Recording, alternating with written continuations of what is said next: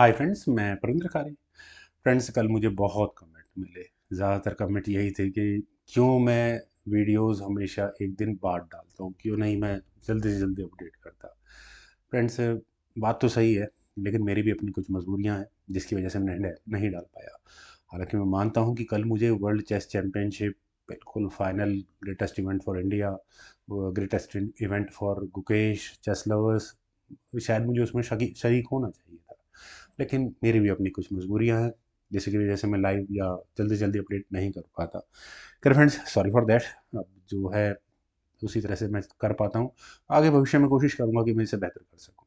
क्या यहाँ डिंग लेरिन ने इस गेम में जो फाइनल 14th राउंड था, रिजल्ट आप सभी लोगों को पता है, लेकिन किस तरह से ये गेम हारी या जीती गई थी वो जरा समझते हैं। नाइट F3 के साथ, यानी रेती ओपनिंग के साथ डिंग लेरिन ने शुरू किया।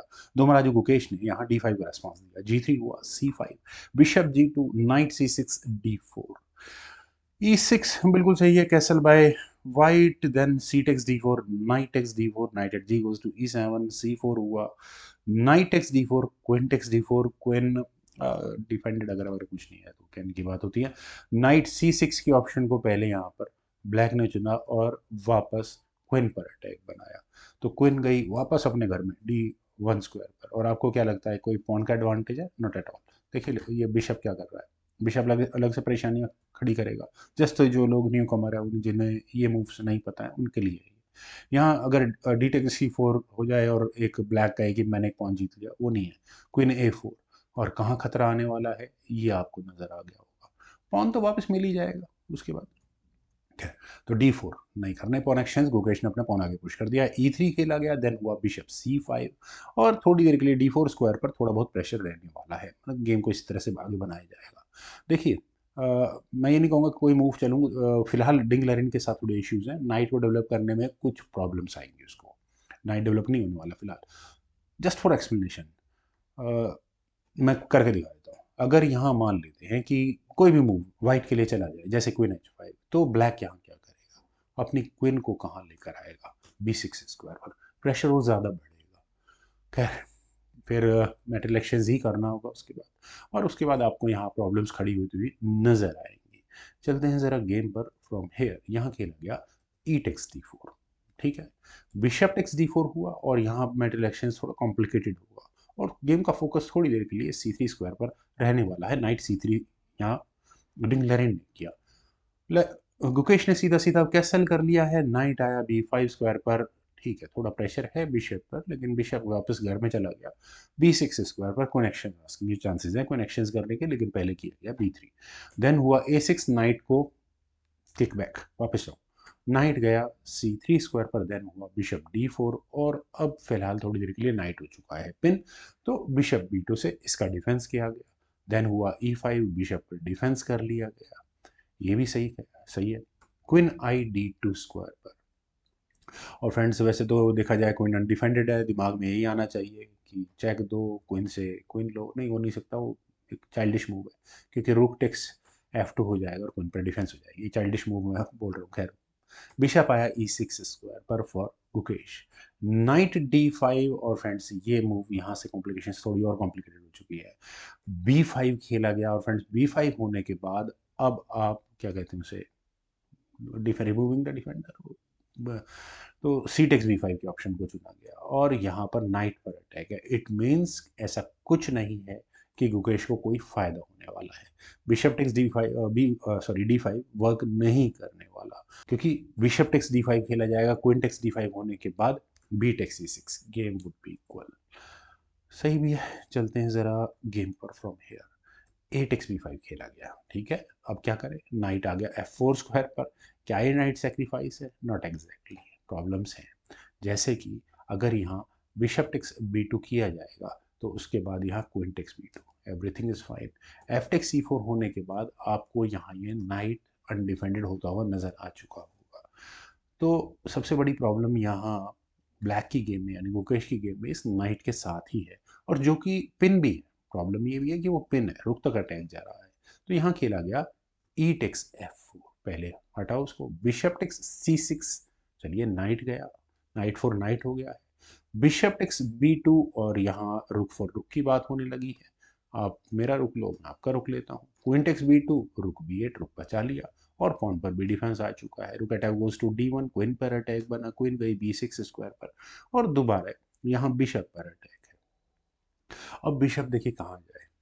बिशप अगर वापस जाता है तो कितनी पॉसिबिलिटीज हैं इस एफ पॉन को आगे पुश करने की? नहीं। खैर, एक पॉसिबिलिटी तो बिशप को D7 स्क्वायर पर ले जाकर लाइट स्क्वायर बिशप को एक्सचेंज करने की, मैं उसमें नहीं जाता हूँ। गेम को उतना सिंपल रखने की कोशिश करता हूँ जितना दर्शकों के लिए ज़रूरी है, ज़्यादा अपनी फीलिंग नहीं डालता हूँ। बिशप वापस गया F3 स्क्वायर पर, ठीक भी है। F takes G3, H takes G3, थोड़ा मेटेरियल एक्सचेंज भी हो गया है। देन खेला गया फ्रेंड्स B4 का मूव। फ्रेंड्स B4 होने के बाद अब ज़रा हम एंड गेम के बेसिक प्रिंसिपल्स की बात करते हैं। यहाँ दो पॉन्स हैं वाइट के पास, उसके सामने तीन पॉन्स हैं, ठीक है। यहाँ वाइट के पास इधर भी दो पॉन है लेकिन सामने यहाँ तीन पॉन है। मेरे ख्याल से यहाँ डिंग लैरिन के दिमाग में रहा होगा कि गेम का फोकस लेकर चलते हैं किंग साइड पर और क्वीन साइड को क्लीन अप रखते हैं, साफ रखते हैं। अगर ऐसा नहीं हुआ होता तो यहाँ वाइट डेफिनेटली रुक को D4 स्क्वायर पर ले जाकर अपने रुक्स की बैटरी की जाती, क्योंकि A2 पॉन इतना वीक नहीं है लेकिन फ्यूचर में आकर शायद कभी ये वीकनेस खड़ी होती शायद। लेकिन यहाँ खेला गया A4 का। फ्रेंड्स यहाँ ऐसा लगता है कि डिंग लैरिन चाहते हैं कि वाकई में A और B फाइल से पॉन्स को समेट लिया जाए और गेम का फोकस किंग साइड पर रखा जाए, और उसके लिए वो एक पॉन देने को भी तैयार है। बी टेक्स A3 हुआ, इन पेसेंट खेला गया। रुक टेक्स A3 होने के बाद आपको यहाँ पर ये तीन प्रेशर्स नजर आ गए होंगे ब्लैक की साइड से इसी पॉन के ऊपर, लेकिन एग्जैक्टली नहीं लिया जा सकता क्योंकि आपको फिर यहाँ रुक को वाली समस्या भी नजर आ जाएगी। यहाँ खेला गया पहले G6, ये भी सही है। क्वीन आई D4 स्क्वायर पर asking for some material actions, queen B5 नहीं करने हैं। अब क्या करें? अब फ्रेंड्स रुक D3 मेरा मानना है कि अभी भी किया जा सकता है, लेकिन यहाँ इस पॉइंट पर ऐसा लगता है कि डिंग लैरिन चाहते हैं कि यार इस पॉन को हटाओ और पूरा फोकस रहा किंग साइड पर और गेम को ड्रॉ करके टाई ब्रेकर में ले जाओ। ये मैं सोच रहा हूँ कि मुझे लगता है शायद ऐसा हुआ होगा, लेकिन यहाँ B4 की ऑप्शन को खेला गया। अगर ये B4 ना खेला, मुझे इसके अलावा कोई एक्सप्लेनेशन नजर नहीं आती। आपने सीधा सीधा पॉन दे दिया। Queen takes B4, rook takes B4, rook takes B4। अब यहाँ ये दो पॉन और सामने है तीन पॉन। गुकेश अब फिलहाल एक पॉन की लीड में आ चुके हैं। रुक एंड गेम, डबल रुक बिशप एंड गेम स्टार्ट हो चुकी है। रुक आया A8 स्क्वायर पर आस्किंग फॉर रुक एक्सचेंज, रुक एक्सचेंज भी करने ही पड़ेंगे अब तो। Rook takes A8, bishop takes A8, then हुआ G5। यहाँ ये G पॉन आगे पुश होना फ्रेंड्स, क्या मतलब है? F पॉन, एंड गेम का मैं स्पेशलिस्ट नहीं हूँ, मुझे नहीं पता एंड गेम में क्या होता है। बिशप आया D5 स्क्वायर पर। सिंपल थियरी है यहाँ मेटेरियल एक्सचेंज करने की, और एक पॉन रुक एंड गेम रह जाए तो एक पॉन की लीड, जैसे मैंने पिछली गेम में भी बताया कि इतना ज़्यादा मायने नहीं रखती, फिर वो मैनेज हो जाती है क्योंकि किंग पॉन्स के नज़दीक ही है।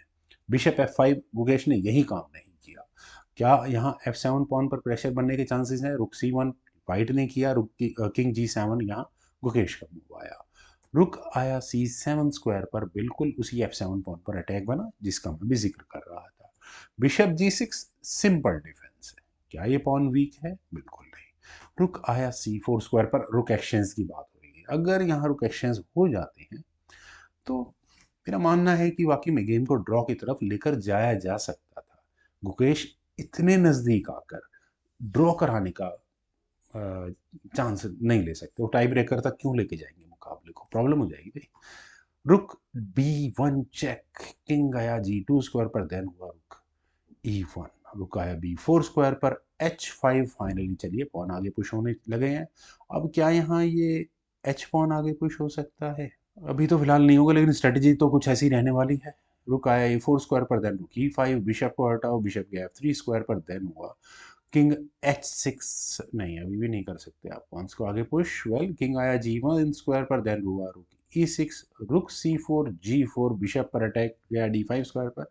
रुक पर अटैक बनाने के लिए रुक गया D6 स्क्वायर पर, हटाओ इस बिशप को यहाँ से, तो बिशप गया B7 स्क्वायर पर, किंग आया G5 स्क्वायर पर, देन F3 चला गया था वाइट की तरफ से। F5 यहाँ गुकेश ने चला था।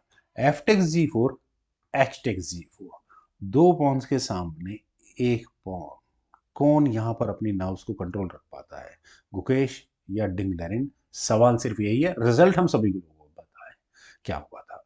रुक आया B4 स्क्वायर पर, then bishop F7, king F2, रुक से आई चेक, किंग आया वापस अपने घर में, देन हुआ किंग F6, रुक B6 चेक, किंग वापस आ गया G5 स्क्वायर पर, रुक B4, देन बिशप आया E6 स्क्वायर पर, रुक A4, देन रुक आया B2 स्क्वायर पर। ओके, हटाओ इसको, कहाँ जाएगा? देखिए मुझे नहीं लगता कि किसी भी तरह से कुछ इस तरह का मूव चला जा सकता है। बिशप गया A8 स्क्वायर पर, किंग F6, देन रुक आया F4 स्क्वायर पर, ठीक भी है, किंग आया E5 स्क्वायर पर। चलिए रुक को हटाओ थोड़ी देर के लिए यहाँ से, और यहाँ क्या करना चाहिए फ्रेंड्स? देखिए, अगर मैं इस तरह की सिचुएशन में फंसता हूँ ना कई बार, तो मैं क्या करता हूँ कि सिचुएशन से ज़्यादा पंगे नहीं लेता, कि ब्लैक को जो करना है करता रहे वो यहाँ पर। यहाँ इसी रुक को ए फाइल में घुमाते रहो, लेकिन डिंग लेरेन का जो भी यहाँ था डिफेंस डिफेंस, वो गड़बड़ हो गया। यहाँ खेला गया रुक F2, यही वो नर्व्स थी जो कंट्रोल करनी थी। और रुक F2 स्क्वायर पर आने के बाद, और चाहिए क्या था गुकेश को? Rook takes F2, king takes F2, और बिशप D5। किसी का दिमाग, मतलब एज अ स्पेक्टेटर, किसी के दिमाग में बिशप नहीं आ रहा होगा, जो कि ट्रैप हो चुका है। मतलब आपको फोर्सफुली अब बिशप करने ही पड़ेंगे। जब भी मैं कह रहा था रुक F2, गड़बड़ हो गई डिंग लेरेन से, करना ही पड़ेगा bishop takes D5, king takes D5। अब आते हैं किंग की सिचुएशंस पर, और अब तो मैटर ऑफ टैक्टिक्स में सही बताऊं तो क्या होगा, किंग E3 स्क्वायर पर आएगा, किंग E5। ब्लैक के पास इनफ स्पेस है पॉन्स पर ग्रिप बनाने के लिए। किंग E3 हुआ, किंग E5 आ गया, और एग्जैक्टली इस पॉइंट पर डिंग ने रिजाइन कर दिया। अब रेजिग्नेशन का रीजन मुझे समझाने की जरूरत नहीं है। अब मूव क्या है ब्लैक के पास? अपने किंग को सेकंड रैंक में लेकर जाना। चलिए लेकर चलते हैं किंग को सेकंड रैंक में। किंग F2 जैसा मूव चल रहे थे। अगर किंग F2 चला जाएगा, आप देखिए क्या करेंगे यहाँ पर, आप अब एक एक करके किंग अपने आगे बढ़ाते रहो। किंग D4 खेला गया। किंग D4 किस लिए? ताकि जितना हो सके मतलब फोर्स्ड मूव यहाँ वाइट को खिलाया जा सके। किंग E2 खेला गया, फिर किंग के सामने किंग आ गया, हटाओ इस किंग को सामने से। किंग F2 हुआ, बाकी स्क्वायर कैप्चर हो गया। किंग D3 हो गया, किंग को F1 स्क्वायर पर जाना पड़ेगा अगर ये गेम अगर आगे बढ़ती है तो। King E3, matter of tactics है सिर्फ। किंग E2, देन फंस गया गेम, वाइट को या किंग को G1 स्क्वायर पर लेकर जाना पड़ेगा। King F3, king H2, king F2, that's it. G pawn भी गया, उल्टा दो क्वीन बनेंगे यहाँ से। तो इसी कारण से यहाँ इस पॉइंट पर किंग के E5 स्क्वायर पर आने के बाद डिंग लैरेन को रिजाइन करना पड़ गया। इतिहास बना, यंगेस्ट वर्ल्ड चैंपियन हमें मिला रूई भारत से, तुम्हारा मुकेश। फ्रेंड्स, मुझे उम्मीद है कि आपको आज की मेरी छोटी सी प्रेजेंटेशन पसंद आई होगी, और लाइव मतलब लेटेस्ट अपडेट्स के लिए मैं बहुत बहुत सॉरी। आगे कोशिश करूंगा जब भी मेरा मौका मिलेगा। हाँ, ये गोल्डन अपॉर्चुनिटी, मतलब गोल्डन चांसेस थे, ये अपने व्यूअर्स का ध्यान रखते हुए बनानी चाहिए थी इस पर गेम, पर चलिए कोई नहीं। कमेंट सजेशंस का मुझे बेहद इंतजार रहेगा। Thank you for watching, bye for now.